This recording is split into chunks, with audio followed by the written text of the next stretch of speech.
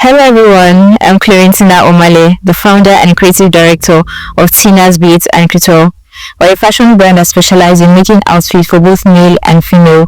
We also make beaded jewelries, beaded purses, clutches, bags and all of that. And we offer fashion courses for intending fashion students or fashion designers. First off, I would like to thank Madam Tinuke of Tinux Fashion for the privilege to address you all today.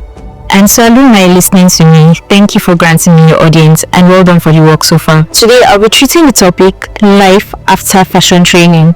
Life after fashion training or life after fashion academy. So many times you hear students after fashion training complain about how they cannot confidently make an outfit on their own even after the exorbitant money they spend on fashion training. Yeah, we can attribute it to the effort put in by the tutors in the fashion academy, but I would say most of the blame goes to the students, because most of the times they often don't prepare ahead for what they are coming to do. These are the steps I would advise anyone to take note of before and even after attending fashion training. First, I would say begin with the end goal in mind. So let's say you're about to prepare a pot of stew. You would not just go ahead and go into the kitchen, put pot on fire without having planned how you want your stew to turn out. Now, I want you to take note that there are two types of creation. We have the mental creation and then the physical creation. The mental creation always comes first. Let's use our pot of stew for example.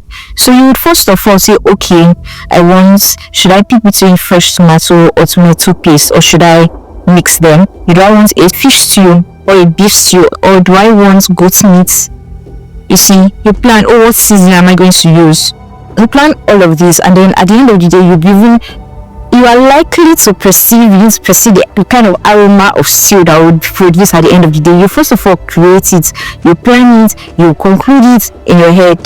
It's just like for an architect who has a building project. He already has the plan of how the structure would be before any block is being laid or any ground is being tilled or dug to lay any foundation or whatsoever. That's the way you should apply this rule in your fashion game. So before you go to the fashion academy, what kind of designer do you want people to see you or to know you to be at the end of the day? What's niche? Okay, you might not necessarily want to figure out your niche, because niching is one thing that's quite difficult for a lot of persons, because there are a lot of options, and you have niching is another topic on its own.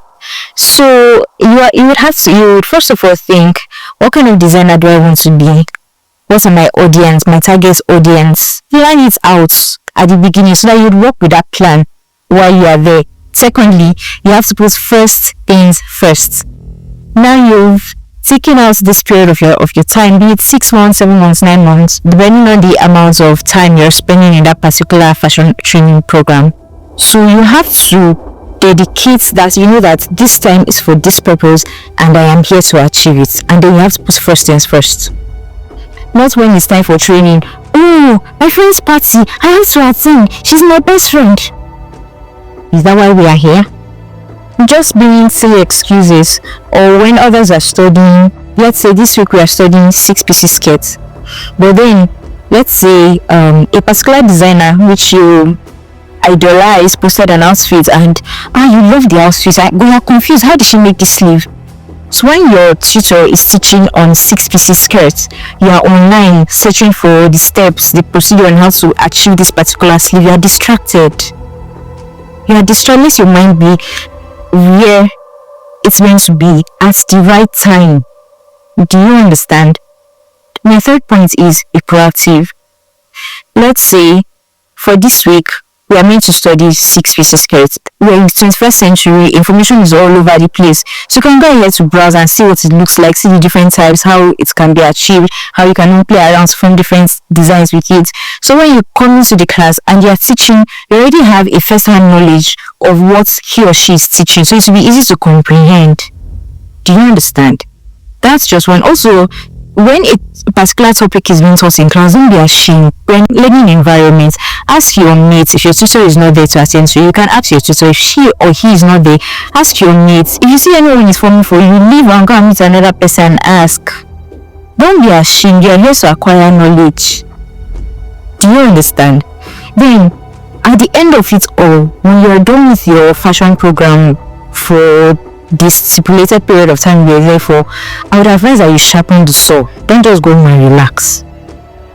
Do you understand? Try to gain new knowledge, try to practice what you've been taught, get calico fabrics. If you have the money, get actual fabrics to work on, to experiment different styles. I always say that when you leave a particular skill, the skill will leave you. Do you understand? So learn to sharpen the saw. Practice, try to get better at what you do. At Tina's Beads and Couture, we have 3 P's: patience, practice, and perseverance. You just have to utilize these 3. Force yourself and show up for yourself. Then we have brand positioning. You know, we complain, oh, after all my training, nobody is coming to patronize me. So how can I even try to work on different styles and become good at it if there's no clients to keep sharpening my knowledge or refreshing my knowledge? Brand positioning for me begins with the owner of the brand. What's your personality as a brand owner? Are you the kind of person who's always frowning? You're unapproachable. People will not be able to come to you. I would rather go to someone who has a welcoming face than someone who's always frowning. I know I'm smiling because I can be catty sometimes. But you have to be welcoming, and you have to have that history of integrity. Do you understand? It's another thing that propels you towards success. Many people know that this person, oh, I know this girl, she's the woman of her words. So if she says she will use this for me, I know she will do this for me. Not that, okay, I'll pay for you to use 5 packets of beads on my dress, and then you use 2 packets, and then you tell me, yeah, so I said. You have to be a person of integrity. What idea of yourself do you sell out to people? Also, your looks matter a lot. Whenever you have to attend a particular event, show up as though you are the owner of that event, because you're a fashion designer. You have to sell yourself. Do you understand? So sometimes even me, when I'm not in the mood to dress up, because I know that there are expectations from me, I just have to. Even if you're going to dress in an outfit in a style as simple as boo dress, let your boo speak boo. Do you understand? Let your boo be. There should be something that stands out. Serve everything extra. That's the motto of my brand. We serve everything extra, serving everything extra. And so you also have to embed this teaching in your customer care representatives and your staff, so that by the time the client walks in, he or she feels that unity of purpose among all of you. Your core should be revealed in everything you do as a brand. What I'm trying to emphasize on is how you treat your clients. Because if you give me a bad impression of yourself today, you just expect me to come back tomorrow. Do you understand? Make me feel welcomed. Make me feel like you pay attention to my needs. Studies have shown that humans are generally concerned about what they will gain. So let's say they're trying to sell a product to someone, and what you are doing is just painting how well it will benefit you. How do you expect me to buy it? Let me know what it's going to do for me. What's in it for me? How is it going to make me feel better, make me live better, make me appear better, and all of that? So I was chatting with this client, a first-time client, and she sent her style. But you know the way clients say, okay, I want a sleeve from here, the bodice from here, the skirt from here, the skirt should have this tail do and all of that. I was like, okay, please give me a minute. I sketched it and I sent it to her. She was like, wow, that was fast. Because you got a really sharp response. I know sometimes you get really busy and they will skip some clients' messages. But I would always advise that you come back to tender a sincere apology. That shows that you are really concerned and you feel remorseful. So that person can even consider your next time. Do you understand? So sometimes you lose clients because of our attitude towards them. Although, I agree, some people can be a lot. Some people can be a lot. Like, there was one I experienced recently. So this client, on the style she wanted making, she wanted me to add lace on a part of the dress. I did it the way she wanted. When she came, she was like, why is there lace here? And I was like, there was lace on the picture you showed to me on that part that you wanted me to replicate. And she said, no. And I picked up my phone and I showed her. And she was like, you would have told me it's lace you're going to use now. I don't understand. In the picture, there was lace. You asked me to do exactly what is in the picture. I did it. I mean, you're complaining. So some persons can just be lost for no reason. Talking about paying attention to details, I'll also say make sure you keep record of your conversations with your clients for reference purpose. It's very important. So even if you guys had a conversation over the phone, the consultation over the phone, you have to come back to WhatsApp, for example. That's what I do. So you come back and say, okay, so you said we want this. So you said, so there will be a written evidence. So at the end of the day, when he or she wants to complain, we bring out the chat and say, this was what you said. Do you understand? That's one reason why you need that. Secondly, you also need to make references because you're a human being, you can forget. And sometimes things get really busy, and you might even have a client with similar design. So you can mix it up. You're a human being. So when you have this, you can make references, go back, check it, and make sure you deliver what he or she wants. Then you also have to be confident in yourself. Confidence is very, very important. So when a client walks in or is even chatting with you, some persons are very sensitive that they can notice your lack of confidence from chats, your conversation with them, or even the way you sound on the phone. So the confidence you have in yourself will prompt their confidence in you. Do you get? Also have to address the case of mistakes. No one is above mistakes. Sometimes you can make mistake on a client's outfit, especially when you are still learning or you just finished learning. Although as a professional, mistake can happen. You're not good. So when such happens, learn to own up to your mistakes. Try not to argue. Even if the mistake was from the client's measurements that he or she sent. Talking about that sending of measurements, we now have a way to avoid that or reduce the problems that comes with it. That's virtual measurement taking. So it's very important for you to see a client. Now let me give an example. You can categorize clients' bodies into different categories. So for the skirts, for example, we have shallow, we have partly defined, we have defined X, we have defined XX, and all of that. So if you don't see a client, how will you know what category the person falls in? So let's say you want to control the person's skirts. How are you going to do it? The measurements does not at all time tell you what to do. Do you understand?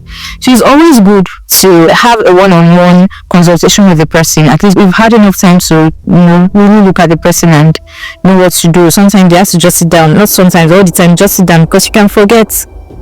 Then in a case where he or she cannot come into your workspace, that's why it's advisable to carry out virtual consultation where you get to see the person in full, and also ask for pictures. Through pictures, you can tell a thing or two about a person. I'm trying to see not just one. A couple of the pictures would help from different angles. So this helps you avoid mistakes at times. Then nowadays, everybody's talking about charge your worth. Charge your worth, not worthlessness. If you have nothing to offer, what are you charging?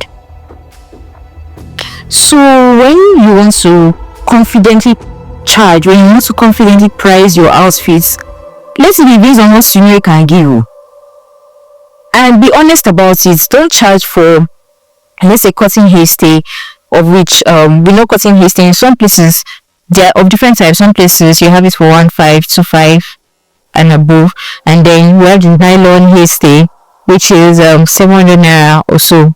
So you charge for cutting and you're going to use the nylon. That's where the integrity in that.